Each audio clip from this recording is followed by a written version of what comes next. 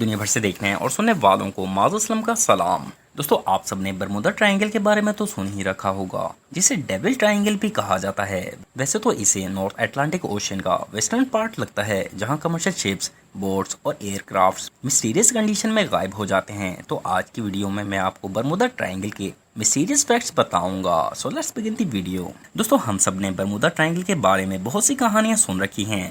اصل میں Bermuda triangle سمندر کا ایک بہت بڑا حصہ ہے جو کہ اٹلانٹک اوشن میں پایا جاتا ہے۔ یہ ٹرائنگل ایک امریکن اسٹیٹ فلوریڈا سے برمودا آئلینڈ اور پھر برمودا آئلینڈ سے پورٹو ریکو سے ہوتا ہوا فلوریڈا پر ختم ہوتا ہے، اور اس سے بننے والے ٹرائنگل کو برمودا ٹرائنگل کہا جاتا ہے۔ اس کا total area 39 lakh kilometre square کے درمیان ہے۔ یہ ایریا اتنا بڑا ہے کہ اگر انڈیا کی 3 بڑی ریاستیں مدھیہ پردیش، مہاراشٹر اور راجستھان کو بھی ملا لیں تب بھی اس ٹرائنگل کا مقابلہ نہیں کر سکتی۔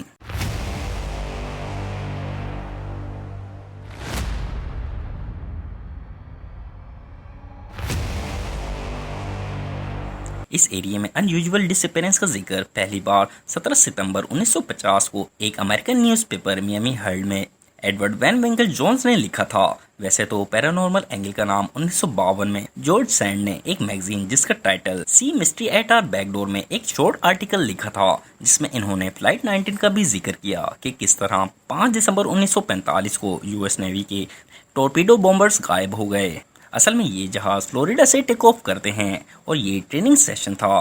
اس میں ٹوٹل 14 کریو ممبرز شامل تھے۔ اس پریکٹس مشن کو فلائٹ 19 کا نام دیا گیا تھا۔ لیفٹیننٹ چارلس کیرل ٹیلر کو فلائٹ 19 کو لیڈ کرنے کی ذمہ داری دی گئی تھی، لیکن ٹیک آف کرنے کے ٹھیک 2 گھنٹے بعد ہی کمپاس نے کام کرنا چھوڑ دیا، جس کے نتیجے میں فلائٹ لیڈر لیفٹیننٹ چارلس راستہ بھٹک گئے۔ اصل میں یہ وہ لوکیشن تھی جسے ہم برمودا ٹرائنگل کہتے ہیں۔ بعد میں یو ایس نیوی کے 13 افراد پر مشتمل team flight leader lieutenant Charles اور ان کے 14 ساتھیوں کی تلاش میں نکلی، لیکن نہ تو امریکہ کے 5 ٹورپیڈو بومبرز کا پتہ چل سکا، بلکہ ان کو تلاش کرنے والی 13 افراد کی میرینر فلائنگ بوٹ ٹیم بھی غائب ہو گئی، جو کہ ایک بہت بڑی مسٹری ہے۔ دوستو ایک امریکن رائٹر ونسنٹ گیڈس نے سب سے پہلے پیرانارمل ٹرائنگل کو برمودا ٹرائنگل کا نام دیا تھا۔ 1964 میں ایک پبلش ہونے والے میگزین میں اس پر ایک کور آرٹیکل لکھا تھا جس کا ٹائٹل دی ڈیڈلی برمودا ٹرائنگل تھا۔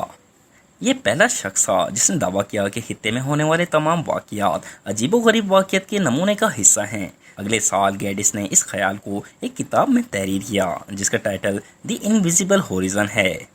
اس کتاب میں انہوں نے ہونے والے واقعات کو سمرائز کیا تھا کہ کچھ تو ہے سمندر کے اس حصے میں جہاں شپس اور ایئر کرافٹ وغیرہ غائب ہو جاتے ہیں۔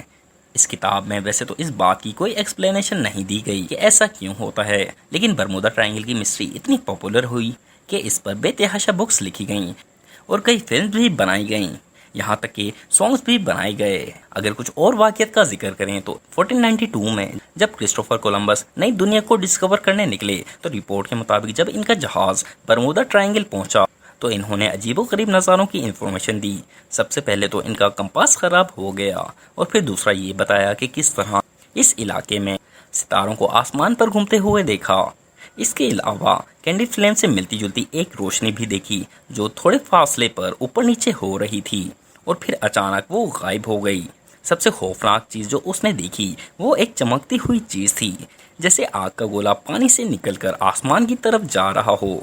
بہت سے لوگوں نے اس پر اظہار کیا کہ یہ یو ایف او بھی ہو سکتا ہے۔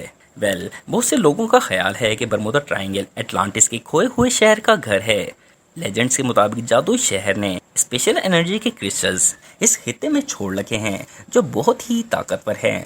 یہ کرسٹلز انرجی ریز خارج کرتے ہیں جس کی وجہ سے کمپاس خراب ہو جاتے ہیں اور نیویگیشن بھی مسائل پیدا کرتے ہیں، اور اسی وجہ سے یہ تمام حادثات ہوتے ہیں۔ کچھ کا تو کہنا ہے کہ برمودا ٹرائنگل والے خطے میں شیطانی طاقت کا بسیرا ہے، کیونکہ جو کوئی بھی شپس اور ایئر کرافٹس وہاں سے گزرتا ہے تو وہ اسے غائب کر دیتی ہے اور کسی بھی قسم کی کوئی آئیڈینٹی نہیں چھوڑتی۔